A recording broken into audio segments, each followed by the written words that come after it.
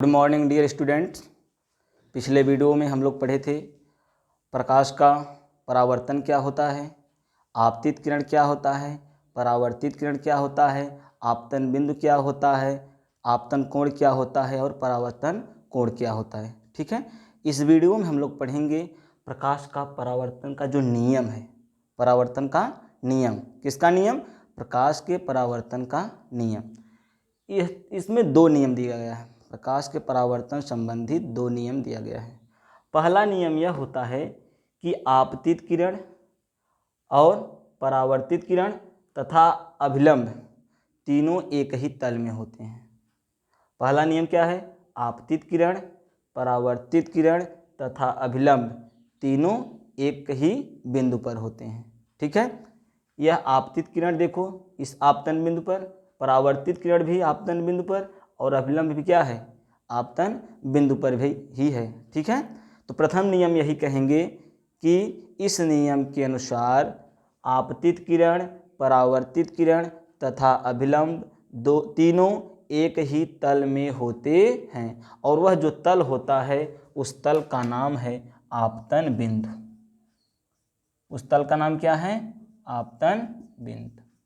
ठीक है, फिर दूसरा नियम क्या होता है कि आपतन कोण का मान सदैव परावर्तन कोण के मान के बराबर होता है।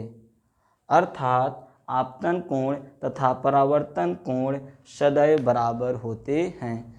इट मीन्स अर्थात कोण I जो है आपतन कोण है और कोण R जो है वह परावर्तन कोण है। इसका मतलब कोण I जो होगा वह कोण R के बराबर होगा। ठीक है, तो प्रकाश के परावर्तन संबंधित दो नियम हो गए। पहला होता है आपतित किरण, परावर्तित किरण तथा अभिलंब एक ही तल में होते हैं। जिस तल में होते हैं उसे आपतन बिंदु कहते हैं। दूसरा नियम क्या होता है? आपतन कोण तथा परावर्तन कोण सदैव बराबर होता है। मैं आपको एक एग्जाम्पल से बताता हूँ। जैसे मान लो एग्जाम्पल दे दिया है कि मान लिया कि आपतन कोण 30 अंश है, तो पूछ दिया कि परावर्तन कोण का मान क्या होगा। ठीक है, तो सॉल्यूशन में हम लोग देखेंगे, दिया है कोण I = 30 डिग्री और कोण R जो है हमसे क्या कह रहा है? पूछ रहा है। तो हम लोग जानते हैं नियम क्या होता है। नियम दूसरा बताता है, नियम सेकंड बताता है कि कोण I जो होता है = कोण R। इट मीन्स अगर कोण I कितना है? 30 अंश है, तो इसको हम लिखेंगे 30 अंश = कोण R, अर्थात कोण R का मान भी कितना आ गया? 30 अंश। ठीक है, फिर आगे हम देखते हैं। अगला जो हेडिंग है हम लोग का, इमेज क्या होता है, प्रतिबिंब क्या होता है। अगले मतलब इसी में हम आगे देखते हैं। अगला हेडिंग है प्रतिबिंब क्या होता है, इमेज क्या होता है। प्रतिबिंब देखते हैं क्या होता है। किसी दर्पण में बनी आकृति, किसी दर्पण में बनी आकृति को ही वस्तु का प्रतिबिंब कहते हैं। ठीक है, किसी दर्पण में बनी आकृति को ही वस्तु का प्रतिबिंब कहते हैं। या अगला परिभाषा यह है, वस्तु के किसी बिंदु से चलने वाली प्रकाश किरणें परावर्तन या अपवर्तन के पश्चात जिस बिंदु पर मिलती हैं या मिलती हुई प्रतीत होती हैं, उस बिंदु को प्रथम बिंदु का प्रतिबिंब कहते हैं। जो वस्तु का प्रतिबिंब होता है यह दो प्रकार का होता है। पहला होता है वास्तविक प्रतिबिंब, जिसे हम लोग कहते हैं रियल इमेज।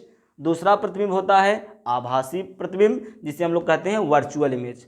अब इनके बारे में हम लोग देखते हैं। वास्तविक प्रतिबिंब क्या होता है, आभासी प्रतिबिंब क्या होता है। आपको कुछ नहीं करना है, हम केवल आपको परिभाषा से बता दे रहे हैं। यह परिभाषा नोट कर लेंगे, यह भी प्रतिबिंब आपका क्लियर हो जाएगा और यह भी प्रतिबिंब।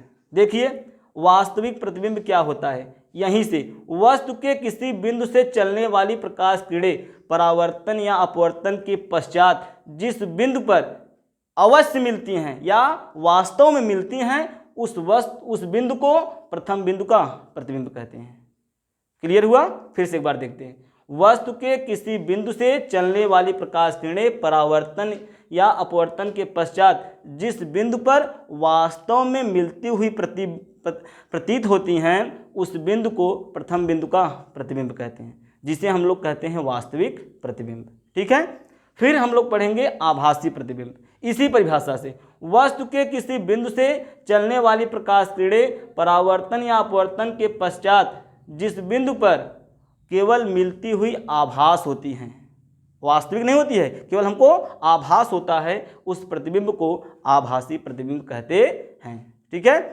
अगला हेडिंग है दर्पण क्या होता है, मिरर क्या होता है, जिसमें हम लोग अपना चेहरा देखते हैं। देखें नहीं आप लोग, देखिए किसी चिकने पारदर्शी माध्यम तल के एक पृष्ठ पर कलई अथवा लाल ऑक्साइड का लेप करके दूसरे पृष्ठ को परावर्तक पृष्ठ बना दिया जाता है तो वह निकाय दर्पण कहलाता है। अगर हम लोग कलई नहीं करेंगे तो हमारा जो प्रतिबिंब बनेगा नहीं बनेगा, क्योंकि प्रकाश का परावर्तन नहीं होगा। जब प्रकाश का परावर्तन होगा तभी वस्तु का प्रतिबिंब बनेगा। और जब हम लोग कलई कर देते हैं, देखो यह कोई दर्पण है, इसके पिछले भाग को हमने क्या कर दिया, कलई कर दिया, पेंट कर दिया, या उस पर लाल ऑक्साइड का लेप कर दिया। हम लोग उस पर क्या करते हैं, प्रकाश की किरणों को डालते हैं। जब प्रकाश किरणें आती हैं तो यह माध्यम हमारा क्या होता है, यहाँ से कलई होने के कारण यहाँ से टकराता है, और टकराने के बाद क्या होता है, परावर्तित होता है, अर्थात उसी माध्यम में वापस लौट जाता है जहाँ हमको क्या होता है, प्रतिबिंब बनता हुआ